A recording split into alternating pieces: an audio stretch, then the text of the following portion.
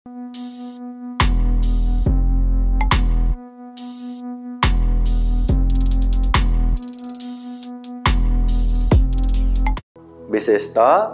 ये वैशाख पूर्णिमा, बुद्ध पूर्णिमा, ये वैशाख पूर्णिमा जब भी आते हैं तो हमारे मन मस्तिष्क में यही खिलता है कि ये बुद्ध पूर्णिमा है।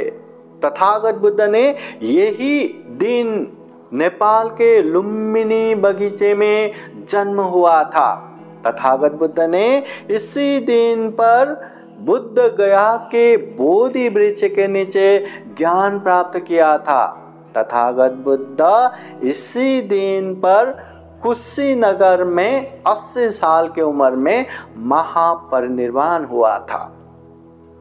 अभी हम इसको भी थोड़ा सा जानेंगे। तथागत बुद्ध होने से पहले सिद्धार्थ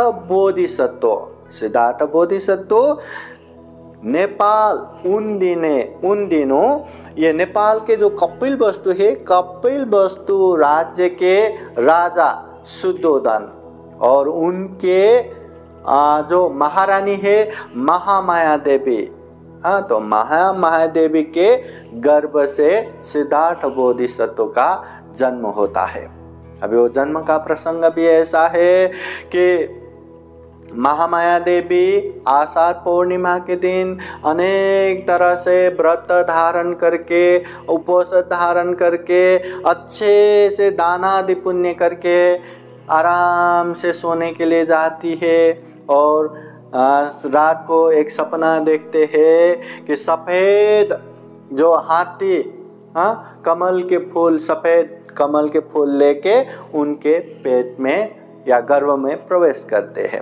जब ये बातें राजा को बताते हैं, जब राजा ने विद्वान लोगों को बुला के ये स्वप्न का अर्थ क्या है वो जानने के लिए वहाँ दरबार में बुलाते हैं, तो पता चलता है कि महामाया देवी के कोख में एक प्रभावशाली बालक का गर्भ प्रवेश हुआ है।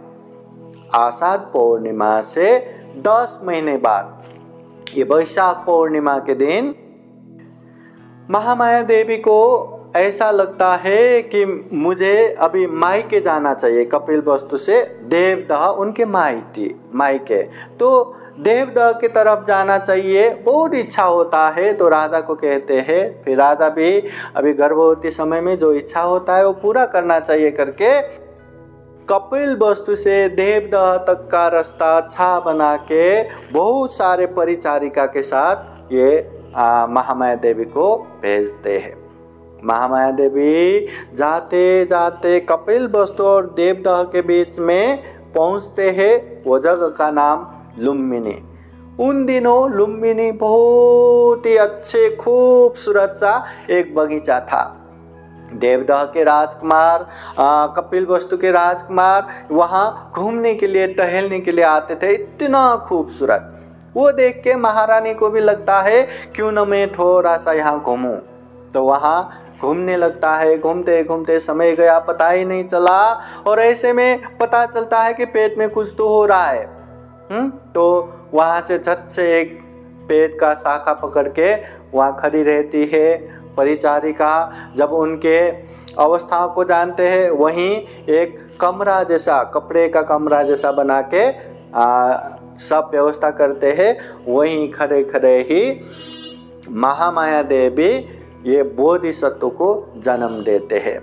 अभी बौद्ध साहित्य में आता है कि कहते हैं जन्म होते ही वो बालक बोधिसत्व ने चारों दिशाओं में देख के अपने समान को ही न देखकर पूर्व दिशा में 7 कदम आगे चल के एक उंगली ऐसा उठा के सिंहनाद करते हैं, अग्गो हमस्मि लोकस्य, लोक के अग्र पुरुष मैं हूँ। अग्गो हमस्मि ज्येष्ठस्य, लोक के ज्येष्ठ पुरुष मैं हूँ। अग्गो हमस्मि श्रेष्ठस्य, लोक के श्रेष्ठ पुरुष मैं हूँ। तो जन्म होते ही 7 कदम आगे चल के बोलते हैं, सिंहनाद करते हैं। तो ये पाली साहित्य में उल्लेख है। तो ये महामाया देवी जो कपिल वस्तु और देवदह के बीच का जो लुम्बिनी है, ये खुले आसमान के नीचे प्रकृति की छाँव में जो सिद्धार्थ बोधिसत्व को जन्म देता है, तो वो दिन यही वैशाख पूर्णिमा का दिन था। जब वो सिद्धार्थ बोधिसत्व अभी बड़े होने लगते हैं, बड़े होके यहाँ वहाँ मतलब पढ़ना ये वो करते करते करते समय बीतता है। 16 साल की उम्र में यशोधरा देवी से शादी भी करते हैं, पर उसमें भी उसको अच्छा नहीं लग रहा था। राजा उनको घर में ही रहे, इस तरह सारे सुख सुविधा का ध्यान में रखते हैं। गर्म समय में रहने के लिए एक महल, ठंडी समय में रहने के लिए एक महल, बरसात समय में रहने के लिए एक महल, ऐसा 3 महल भी बना के देता है।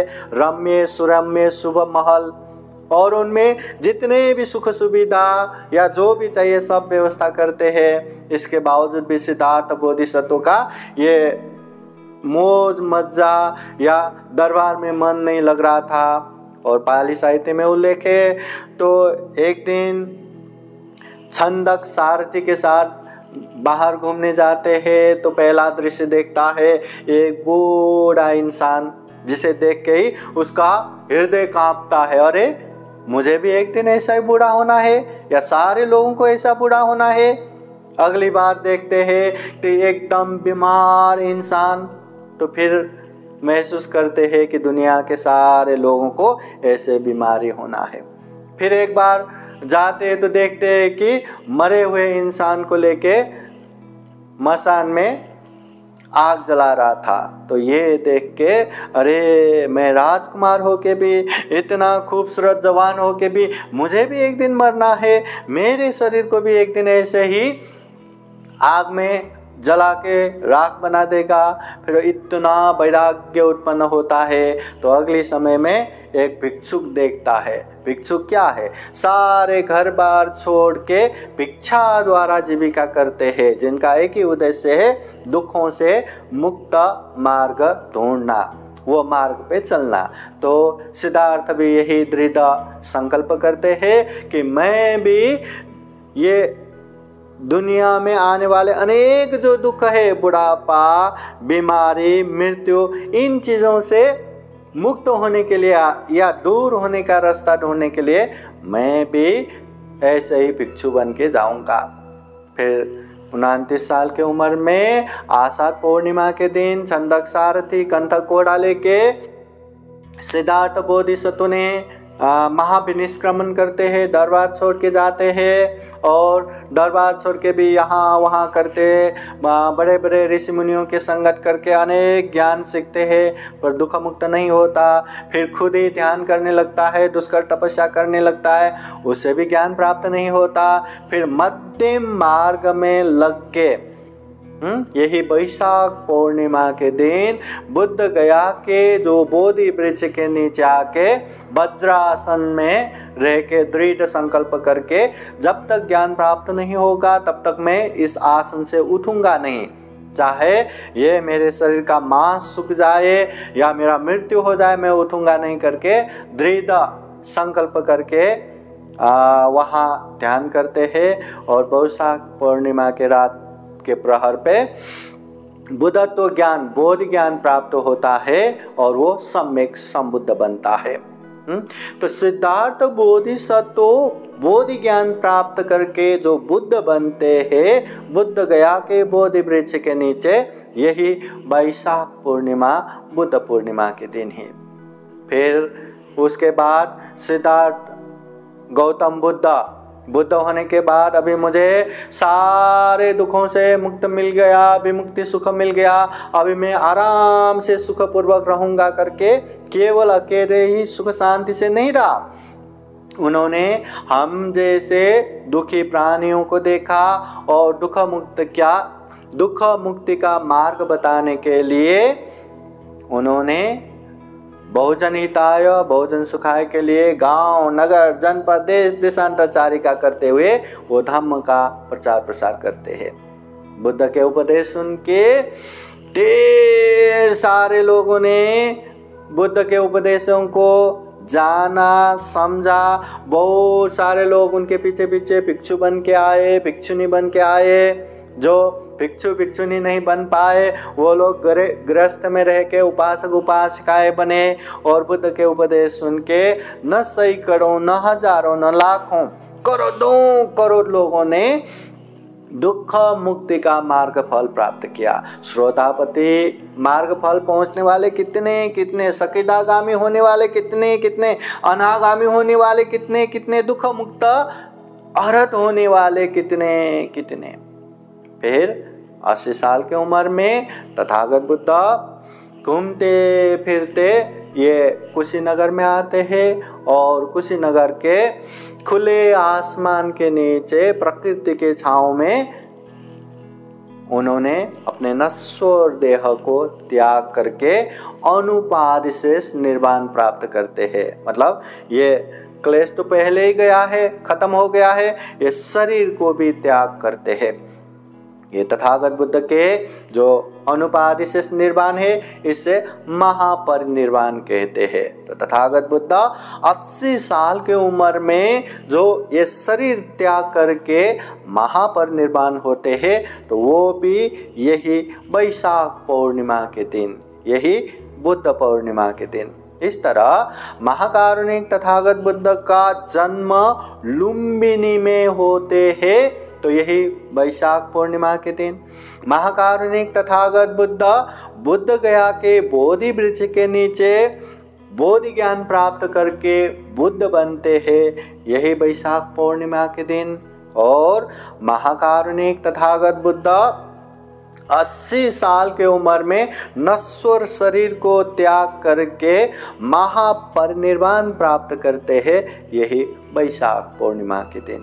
इसलिए ये वैशाख पूर्णिमा को जन्म, ज्ञान प्राप्ति और महापरिनिर्वाण के रूप में लेकर त्रिविध पूर्ण या त्रिसंयोग पूर्ण वैशाख पूर्णिमा बौद्ध पूर्णिमा के रूप में लेते हैं। अभी इसके अलावा भी बौद्ध साहित्य में देखा जाए तो और भी अनेक अनेक संयोग वहाँ उल्लेख हो पड़ा है। तथागत बुद्ध होने के बाद सर्वप्रथम अपने राज्य कपिलवस्तु में आए तो यही वैशाख पूर्णिमा के दिन में वहाँ पे पहुँचे थे। उसके बाद ये वैशाख पूर्णिमा को बौद्ध जगत में एक नई साल के रूप में भी लेते हैं, न्यू ईयर के रूप में भी लेते हैं। जैसे 2022 यहाँ ये साल चल रहा है, इसी तरह बुद्ध संवत 25 से 66वां 2566 बुद्ध संवत, बुद्ध एरा चल रहा है। तो ये बौद्धों का न्यू ईयर है, नया साल है। जिस तरह ये आर्थिक कारोबार करने वाले, बिजनेस करने वाले, उद्योग चलाने वाले हर आर्थिक वर्ष के अंत में अपने कितना नाफा हुआ, नुकसान हुआ, सबका हिसाब किताब दुरुस्त करते हैं, वैसे ही ये बुद्ध संवत नए साल के उपलक्ष्य में हमें भी इस साल में हमने कितना अच्छा किया, कितना बुरा किया, कुशल अकुशल, पाप धर्म कितना क्या हुआ, इसका भी लेखा जोखा होना चाहिए, करना चाहिए। अगर इस साल हमने बुरा किया तो समझो, महसूस करो हमने बुराई ज़्यादा किया, अकुशल ज़्यादा किया, पाप किया। आने वाले समय में हमें इसको नहीं दोहराना है, इसको ख़त्म ही करना है। और इस साल में हमने अच्छा पुण्य कम किया तो महसूस करो कम किया, आने वाले समय में और ज़्यादा अभिवृद्धि करते करते जाना है। मतलब बुराई को बुराई और अच्छाई को अच्छाई समझ के अच्छा ज़्यादा किया तो और बढ़ाते जाना है, अच्छाई कम भी किया तो और बढ़ाते जाना है। बुराई ज़्यादा किया तो उसको कम कम करके ख़त्म ही करना है, बुराई कम भी किया तो उसको पूर्णतः ख़त्म करना है। इस तरह से अपने चरित्र का भी, अपने पाप धर्म कुशल अकुशल ये कर्म का भी लेखा जोखा होना चाहिए। तो ये वैशाख पूर्णिमा, बुद्ध पूर्णिमा हमारे लिए एक नई साल भी है।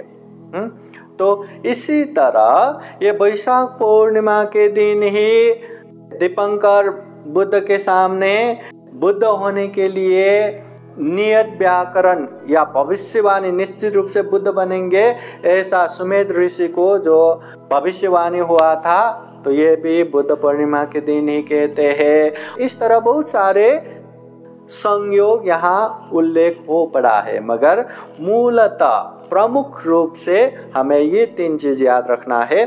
बुद्ध पूर्णिमा के दिन, वैशाख पूर्णिमा के दिन तथागत बुद्ध का जन्म हुआ लुम्बिनी वन में माता महामाया देवी से, कपिलवस्तु राज्य के राजा शुद्धोदन के महारानी महामाया देवी। फिर यही वैशाख पूर्णिमा के दिन बुद्धत्व ज्ञान प्राप्त करके, बोधि ज्ञान प्राप्त करके बुद्ध बने बुद्ध गया में। फिर यही वैशाख पूर्णिमा के दिन उन्होंने महापरिनिर्वाण प्राप्त किया कुशीनगर में। इस तरह ये वैशाख पूर्णिमा, बुद्ध पूर्णिमा हमारे लिए एक पवित्र दिन है, एक संवेगदायी दिन है, एक प्रेरणादायी दिन है। इस वैशाख पूर्णिमा, बुद्ध पूर्णिमा के उपलक्ष्य में हमें जितना हो सके उतना अच्छे से अच्छे पुण्य करना चाहिए, अच्छे से अच्छे धर्म करना चाहिए। जितने भी धार्मिक कार्यक्रम होता है उसमें सहभागी भी होना चाहिए। जितना भी माहौल बना सके, मौका बना सके, धम्म सुनने का, धम्म का अभ्यास करने का वो माहौल बनाना चाहिए। खूब धम्म सुनना चाहिए, खूब धम्म का अभ्यास करना चाहिए। साधु साधु साधु। बुद्धं नमामि, बुद्ध को नमन करता हूँ। धम्मं नमामि, धम्म को नमन करता हूँ। संघं नमामि, संघ को नमन करता हूँ।